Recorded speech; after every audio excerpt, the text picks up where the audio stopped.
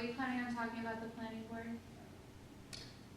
They handled it today. The Oh, chairs, yeah, yeah. the chairs are in charge of that, so they are canceling that, and Great. it's in our. It's in this. Yeah, I reached out to It's in them, here. I reached out to them, just let them know that we recommended it, they gave us their decision, and they were fine with it. Okay, great. So they, Lisa and Deb both contacted all the board and the, given for the permits and all that.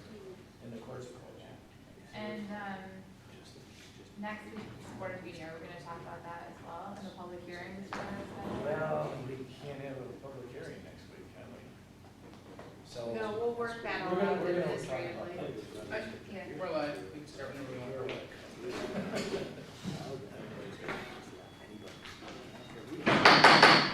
Good afternoon, everyone. Welcome to the Town of Manlius special board meeting. Yeah, we'll start out by beginning with the Pledge of Allegiance.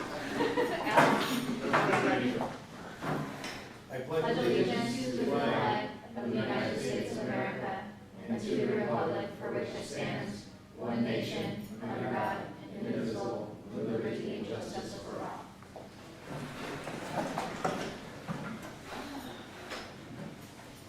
All right, and once again, I would just like to let the people who are watching us know that we are once again in the Village of Manlius in their auditorium at their village center.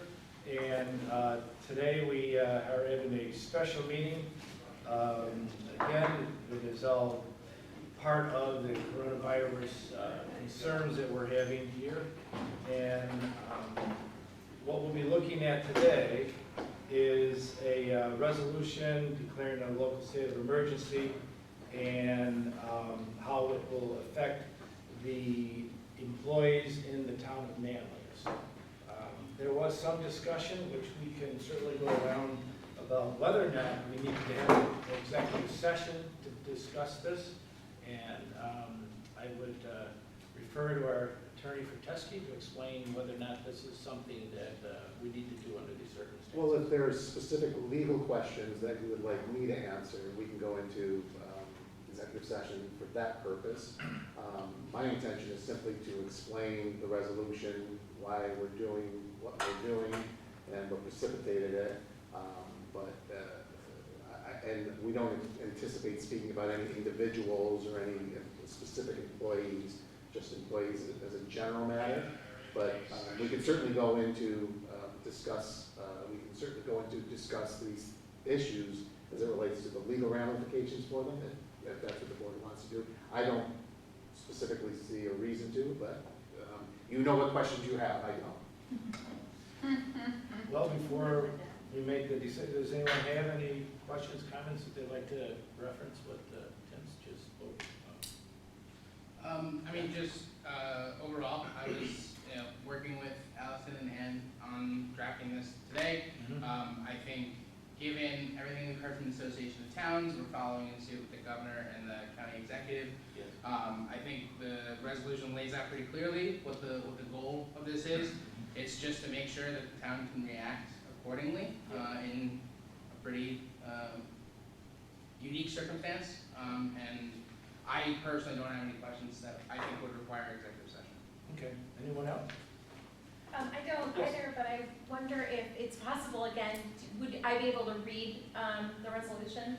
Yeah, I was gonna ask the board, I thought maybe Tim could do an overview of it, and Sure. then if we wanted to do that, Heather, Yeah. we could certainly do that again. Yeah, That would be great. Could we invite Tim to be on camera? yeah, we should bring him over so people can see, right? Yeah. Tried to get him over here earlier. Social distancing. Yeah, right. I'll stand. 6 feet. 6 feet. So the whole purpose of the meeting today was to really give direction to the town manager and the town staff in terms of how we're going to accomplish the declaration that the governor made yesterday related to reducing the workforce to only essential employees at town hall. And the real big question was, okay, who gets compensated? And we have already kind of determined that full-time employees would be compensated. The real issue was, should part-time employees be compensated also if they're not working or if they're not deemed essential employees and if they're not coming to town hall. So that's where we kind of needed the board's direction. As a result of a conversation that I heard this morning between several town supervisors, one of the issues was, should we declare a local emergency? I need to say that the supervisor can do that on his own. Does not require a town board resolution. He can do it on his own under section 23 and 24 of the executive law. And I was kind of wavering back and forth, do we really need this? I mean, it's not. But when somebody said something to the effect of, well, it makes FEMA grants easier to get if you declare an emergency, it seemed to me like a reasonable thing to do and go forward and do it so that if in fact someday, I mean, nobody has indicated anything as it relates to grants or funding or federal money available to the town, but if that did become available someday, we want to be in a position where we've done everything we could do to qualify for that. So that's really the major reason why I thought we would add that to the list. The other types of things are granting the supervisor delegating him the authority to make decisions as it relates to resources of the town, how to use those resources, where to use those resources, how to make this, so we can make decisions as it relates to town hall, and making sure that we can close town hall when we don't have to meet every time we want to close town hall, or if you want to restrict access to the public, then we don't have to meet, we can give the supervisor that authority. He may already have that authority as a prerogative as being supervisor, but if we all ratify it as a board, then it makes it a lot, then we don't have to argue over that at any point. So that's really what this resolution does. And it sunsets on all the parts except for the emergency declaration on March 31st, which is the date the governor has used for the reduction of staff by 50%. And the other thing I want to make clear is the governor has said, make clear, based on what I'm hearing from the governor, he does not want government to shut down. Right. He wants services still to be provided, but he wants it to be done in a way that is safe and that takes into consideration the public coming in and the spread of the disease. So even though we're saying we're going to reduce essential staff by 50%, the purpose is to allow those people to go home and work to the extent that there's work available at home. And for the essential staff, they will still be coming into the office and doing the work. And we are limiting access to town hall to prevent the spread of the disease. And that policy is already in place, but if we need to make changes to that, I'd like the supervisor to have the authority to do that. Does anybody have any questions for me? What is you said everything will sunset. Yes, everything sunsets on the 31st. The state, the proclamation or declaration of local emergency ends in 30 days because that's what the executive law says. It can be rescinded by the town supervisor anytime before that the emergency is not necessary. And when we say emergency, I want to make sure everybody understands that this is not, it's not the kind of power the governor has, or the kind of power even the county executive has.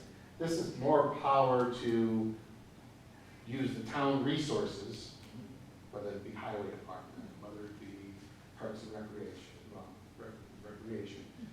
use the resources of the town, or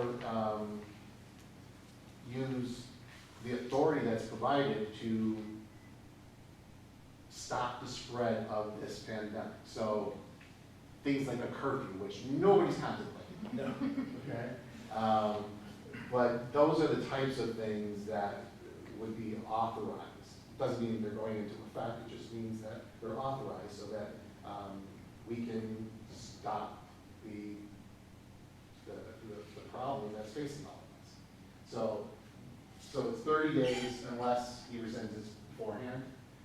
If the supervisor suspended local laws, for instance, he can only do that for 5 days. And then after 5 days, the town board would have to. So I think my concern with this is, I don't want to give the impression to the members of our community that we are being alarmist. And so I think that we should, as Tim has done already, just make it abundantly clear that this is simply to put us in the best position should something happen. Not that we feel that right now our community is in an emergent state, but simply that should this continue the way it's forecast, or should it evolve as it certainly could, that we have the things in place that we need to take quick action without having to assemble the board and vote on things on, emergency board meetings every single day might get exhaustive. So, but I just don't want to send the wrong message to the community that they should be additionally alarmed in any way. And I might add to that, Caitlin, this is really, I think you're on button on this, it's really more of a precautionary approach we're taking here. Staying ahead of the curve, because it seems like we just had a meeting, we're trying to avoid having more meetings if we can avoid that. And with an advisory staff that I have, and with the board, and with Tim's direction as well, I'm not going to necessarily make all these decisions without discussion with all of you, before a decision is made, if there needs to be one, So I want to make that clear too. So if anything, we're just ahead of it and being prepared. And I want to emphasize, this is not something I was even thinking about this morning until I heard the one comment about FEMA aid. And that's what really made me think, well, if it's true, and I don't know how true it is or not, but if it's true that you can't get the aid if it's available in the future, if you don't declare an emergency, then it would be a shame if we didn't do that and that aid become available and then we didn't qualify for it. So that is the main reason I wanted to. And that makes sense. Yes. I have a little bit more concrete, which is typical for me. In terms of the nature of the employees being able to complete their work from home, I can easily see some positions where that is quite logical. We worked on some electronic connections so that they could do computer work from home. But I don't imagine that the highway department is going to do a lot of work from home.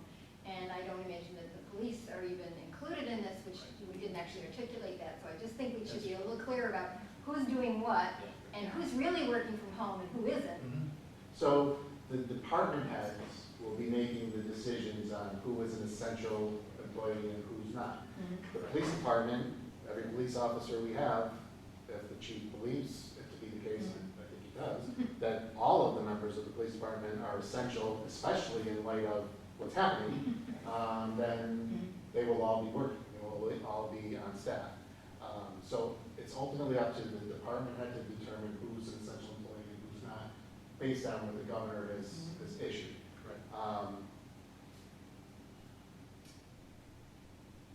There, to be in terms of the work at home, that's what the governor is contemplating. He's saying, well, you know what? We have all this telecommunications available to us. We should be able to work at home. Everybody else does. We may not be perfectly suited for that in every case, but I can tell you that I was in the town of Salina earlier today when they had a similar type of meeting, and they were even talking about things like, if you're home, volunteer, or do something in the community that would, if you don't have specific work to do something else that would help in the community. That is kind of, and I think the governor actually said that too. So I think that's where we would go with this, but it's going to be the department heads who will ultimately make the decision of how to assign work and where that work is going to be assigned. I did hear today that there will be the need for should it get to the extent that we're preparing for, that, that people will be stepping into functions that they're not trained in, and that they will quickly get up to speed, that medical professionals that have never worked in the field of your lungs and pneumonia, that they are quickly getting up to speed and leaving their specialty to, so I think that we should, as we're thinking about the employees that we're considering essential, should something prevent them from being able to work in that capacity, thinking who might be a good second. And so if that's something that we can't consider today, perhaps that's something that the department heads can start thinking about, so that we don't have to lose those essential services. Certainly, Anne and Allison are critical staff and have been incredibly helpful over the last 10 days. So if they became ill and weren't able to work, what would we do in that event? So that whether they're working from home or whether there's the need to keep people in the town hall, who could help to fill those positions? Well, again, I think the intermunicipal agreement yesterday too, that was initiated, Yes. is a huge step. That'll be very helpful Yes, to handling. definitely with the 3 villages. As difficult as it would be to replace them, we would try our best. On a temporary basis, Temporary. not permanently replaced. 14 days. Could I ask a question about, and I'm not sure, so it doesn't relate exactly to this particular declaring the local state of emergency and modifying town operations proposal, but a resolution. But it's my question about, to the department heads, about the hourly workers who may be considered non-essential. The loss of income for folks, I don't understand the impact and how, I want to understand what that impact is, so that if we need to discuss being supportive of those workers, we understand what's going on there. So that's just a call that I'm making. Could I ask that we get that information? Yeah, and you might even have some of that information. Sure, so at Town Hall, we have, I believe, 3 part-time hourly employees. 2 of them are in the Planning and Development Office. The Director of Code Enforcement, Randy Capriati, has made alternate job, let's see, assignments, yes. Well, based on the assignments that they do have, Right. they're able to take the information from Town Hall and maybe go out and do their inspections in such a way, obviously, that they're, staying within the limits of, boundaries, personal space. But they are able to take that work with them and do that from home, bring it back in. We do have a staff member in the Justice Court. We have made some accommodations there where she will be able to come in and perform some of her duties. So we have looked at that, and we are working with them to, keep them maybe up to as many hours, as they were, as we can. Great. So, and there are certainly some other areas at Town Hall, if those folks, maybe do need to make up some of their hours, I think that we can certainly fill that with some, maybe things in my office or with Kay or even Allison that we kind of, keep on the back burner that we can't always get to. So there's definitely Oh, yeah. accommodations that I can mean, be made, yeah. So Heather, I think that was frankly one of the main reasons why they wanted to convene this meeting of the board today, is to get the kind of direction that you're giving, which is, we want to make sure that to the extent we can make our employees whole, that we will, and that we will find work for them if they're part-time. And we don't have a lot of part-time employees, but for those who do, this is an important decision. How many part-time employees do we have? At Town Hall, there are 3. 3. Okay. And what departments are they in? 2 in Planning and Development and 1 in the Justice Court. So planning and development, that would typically for So code, one, codes and, fire. one is the fire inspector, which he can conduct his fire inspections. he's been able to do some work remotely too. So there's a lot of paperwork involved with that. So he can come in, take what he has and go home and work on that, bring it back. The other is, does part-time, quality of life type Yeah, issues. Randy said he's just doing outdoor work. so Outdoor he's- work, not- great, yeah, which he's not is- going to be doing any absolutely. home inspections or anything like Okay. that. yeah. And he's not as impacted greatly because he has, other employment, so. Right. And what about Rob? I have 3 part-time actual night guys that actually watch roads for me. They're gonna continue because they're there by themselves. I guess it's seclusion working there is certainly one of the most important reasons why we're doing what we're doing. So my 3 part-time guys will be doing, they'll be singled out and they'll be actually doing the on-call, so they'll be giving me a call if there's any issues. As far as the other employees, we'll split the staff in half. Basically, it's gonna be foreman work, I'll be there every day. The foreman will have crews, which is going to reduce our staff, basically.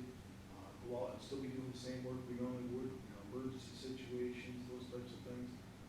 As far as any type of weather event that comes up, we're gonna gather everyone back in, we call them in and get the job done as usual. So, hopefully that's the plan here for the next 2 weeks, and hopefully it works out well for everyone, so. Sorry, the highway superintendent, Rob Cushing, is just off camera, and I didn't mean to just say, what about Rob? Too informal, sorry, folks. And Ann Oud, our town manager, was speaking off camera before. Thank you. Are there any more questions for me?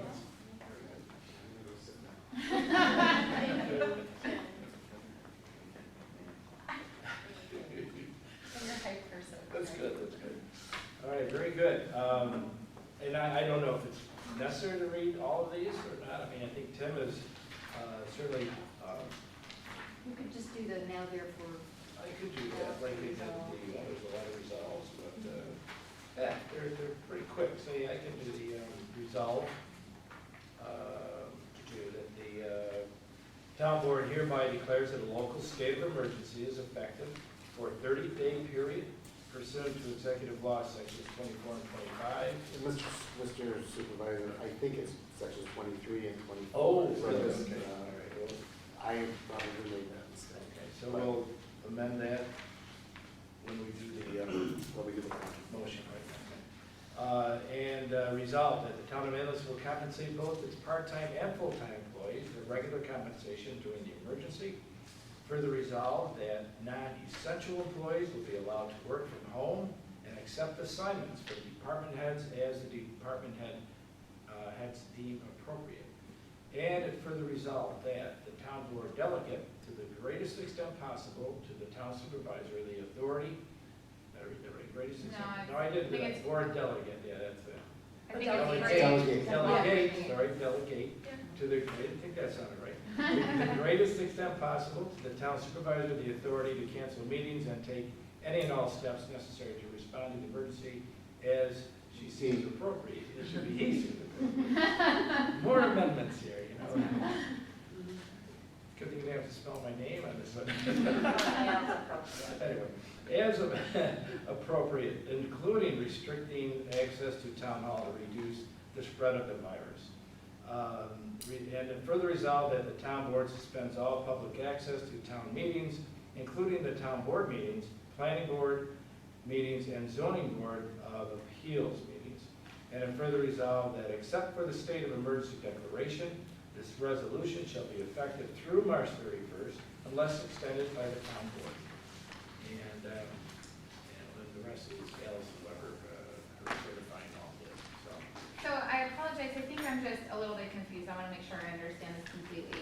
Okay. What is it that what is it that won't be terminated at the end of the month, and what is it that will stay for 30 days? Like, isn't this? The emergency declaration will be a 30-day declaration.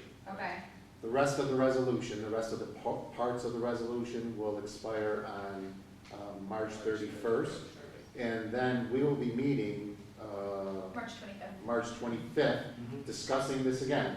to discuss whether or not we need to extend the other parts of the resolution that are set to expire. Yes, so the part that will last until the end of the month is anything related to employees working from home compensating full and part-time employees. That's correct, yep. The state of emergency allowing the supervisor to cancel things, schedule things, close things, that type of Right. deal, that lasts for 30 days. 30 Correct, and that's what the executive law says, but that can be rescinded anytime before the 30 days are up. But only by the supervisor. Correct, The town board can't rescind that. no.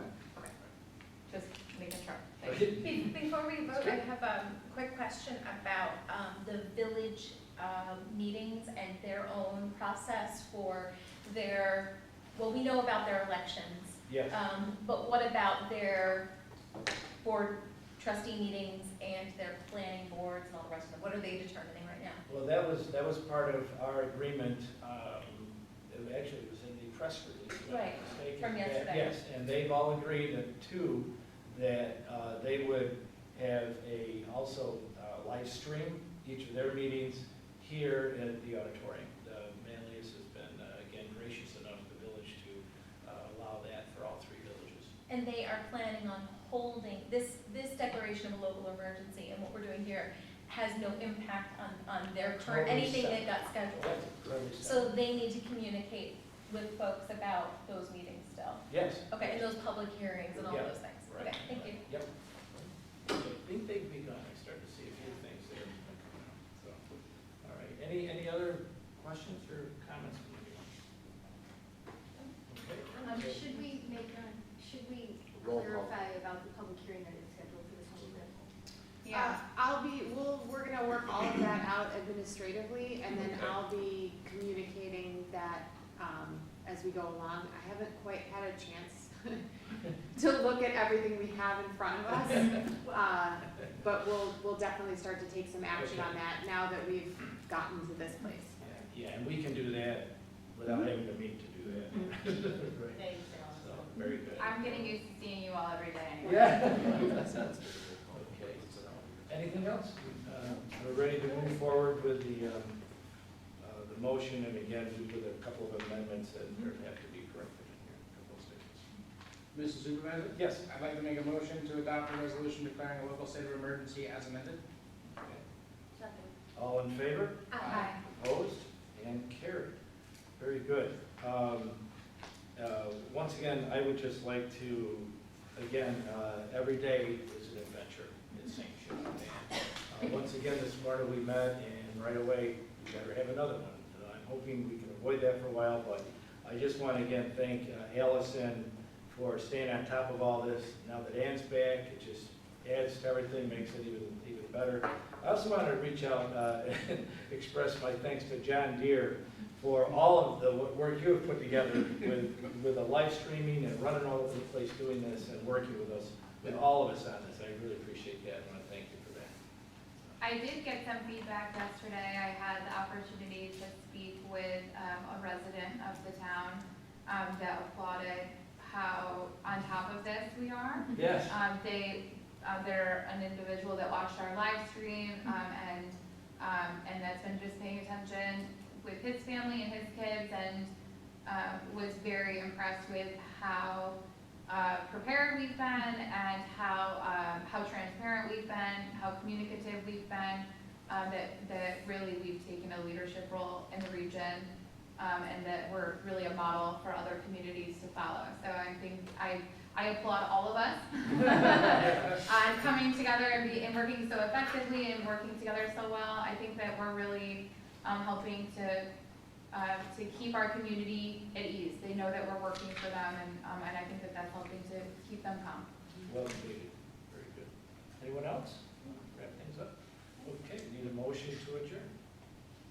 Mr. Supervisor, I'd Yeah. like to make a motion to adjourn the meeting. Okay. Second. All in favor? Aye. Opposed? Carried. Very good. Thank you, everyone, again. Thank you.